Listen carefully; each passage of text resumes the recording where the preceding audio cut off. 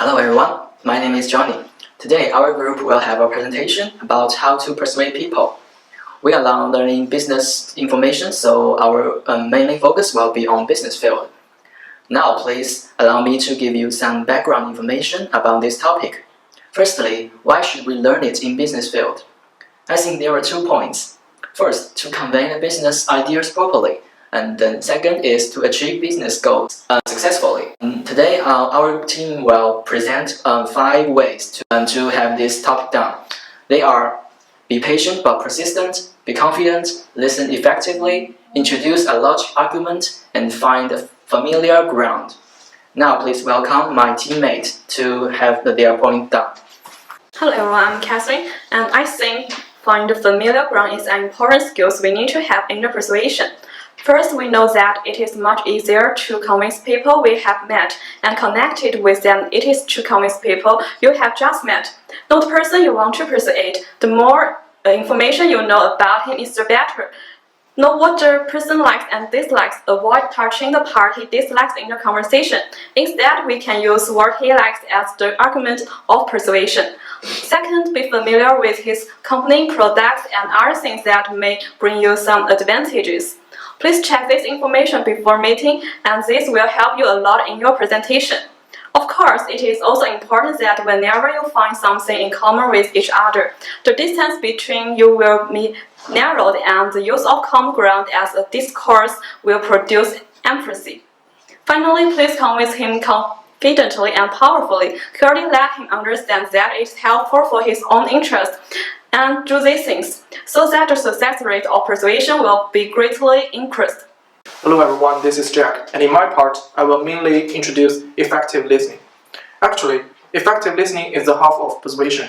We generally regard speaking as the most significant part and pay much attention on it because it is the process of conveying our opinions to others. However, listening is one of the great important factors as well. Speakers who are without it would not be accepted because they might ignore the demands of audience and cannot convince them successfully. Actually, there are 3 tips which can help us to listen effectively. First of all, we should pay attention to audience. If the culture permits, looking his or her in the eye and use their name throughout the conversation. Secondly, showing that we are listening. Actually, it is a method to show our respect for the people from the other party. And it also can make them consider we are sincere, and it is a good for reaching an agreement. Specifically, we can note occasionally when we listen and use words like something just like this. And finally, we need to provide feedback for others. With the help of that, we can comprehend their others more clearly, implying that we are able to figure out their standpoints and requirements. For instance, we can say something like, "What do you mean when you say something?" That's what I want to talk about. Hello everyone, this is Ivy, and it is very important to introduce a logical argument. So how to introduce it? First, you should introduce a brief argument. Start with an introduction that explains what you are going to argue. The introduction will include your thesis, and it will give a preview of how you plan to prove it. And the second one is start with your strongest evidence. Begin with your most compelling piece of evidence in order to begin convincing others of your viewpoint as quickly as possible. The next one is use deductively or inductively reasoning. This is a path you will take to reach your conclusion.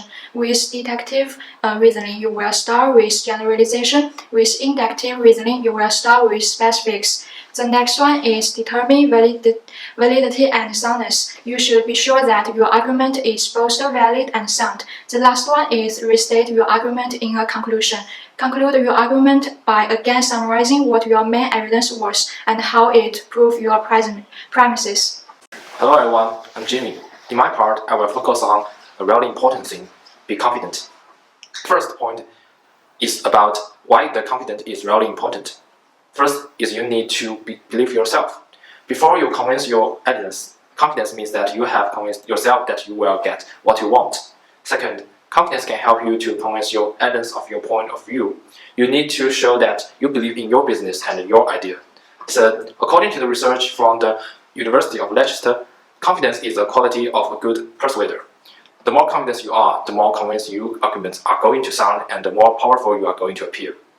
And the next part, I will talk about how to be confident.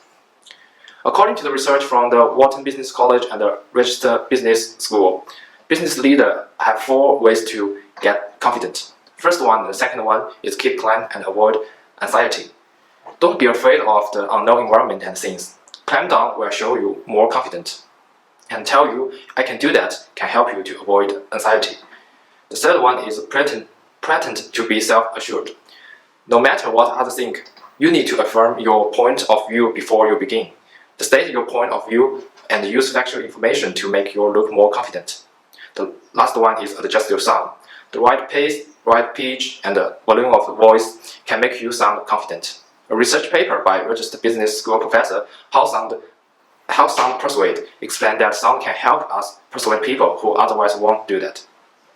Hi, this is Martin, and my topic is be patient and persistent.